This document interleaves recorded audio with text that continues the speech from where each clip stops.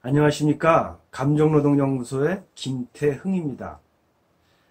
오늘은 본능 시리즈 거짓말의 심리학입니다. 여러분, 거짓말에 대해서 어떻게 생각하십니까? 나쁜 것일까요? 좋은 것일까요? 플라톤이라는 철학자는 이렇게 이야기했습니다. 거짓말은 그 자체로서 나쁠 뿐만이 아니라 인간의 정신을 해롭게 한다고 말이죠. 그러나 과연 그럴까요? 현대에서는 거짓말에 대해서 이렇게 이야기합니다. 거짓말은 가치 중립적이다. 즉 선도 아니고 악도 아니라는 것입니다. 단 그 거짓말의 작용이 상대방에게 선으로 작용하느냐 아니면 악으로 작용하느냐에 따라서 달라질 뿐이라는 것이죠. 그런데 우리는 왜 거짓말을 하게 되었을까요? 거짓말을 안 하는 사회는 좋은 사회일까요? 아닙니다. 상처를 많이 주는 사회입니다. 만약에 회사에 갔는데 전부들 정직하게만 이야기한다고 상상해 보면 아주 끔찍한 대화만 오고 갈 뿐일 것입니다. 당신은 정말 능력이 없어. 빨리 사표 쓰고 나가주는 게 다른 사람한테 도움이 되는 길이야. 이런 얘기들을 매일같이 듣는다면 어떨까요? 당신의 아내가 맛있는 음식을 해왔는데, 정성스럽게 해왔는데, 이거 정말 맛이 없구만. 당신은 왜 이렇게 요리 솜씨가 없어? 이렇게 이야기한다면 그 가족은 제대로 그 관계가 형성이 될까요? 또 남편이 바깥에서 일하고 돌아오는데 부인이 당신은 왜 이렇게 능력이 없어? 당신은 정말 한심해.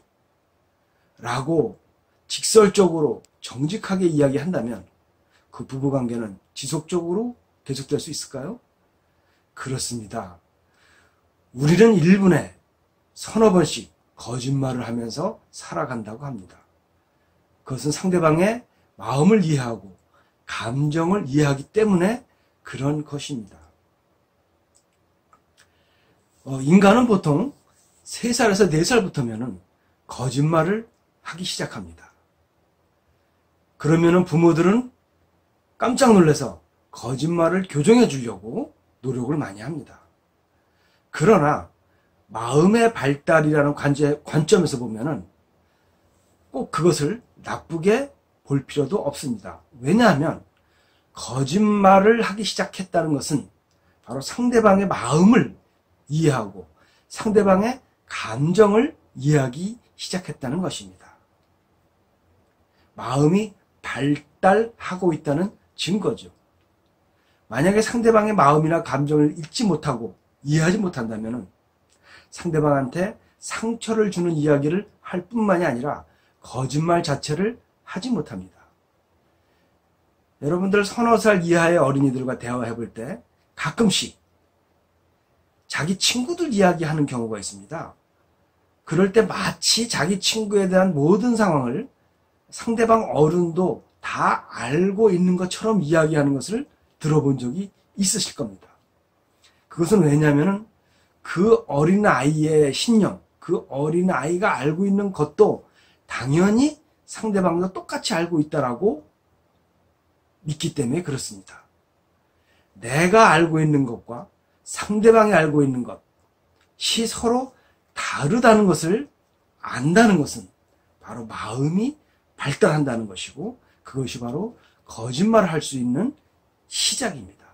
즉 아이들이 거짓말을 하기 시작하면 우리 아이가 이제 사회생활을 할 수 있는 마음이 발달하고 있구나라고 오히려 기뻐할 일이지 화나거나 분노하거나 해서 아이들을 지나치게 혼낸다면 아이들의 마음의 발달이나 사회적 관계 형성에 역효과를 불러올 수도 있습니다.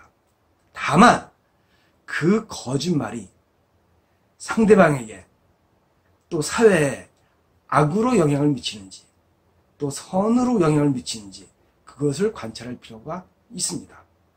그리고 그것이 악으로 미치는 거짓말이 반복된다면 그때는 따끔하게 혼낼 필요가 있겠죠.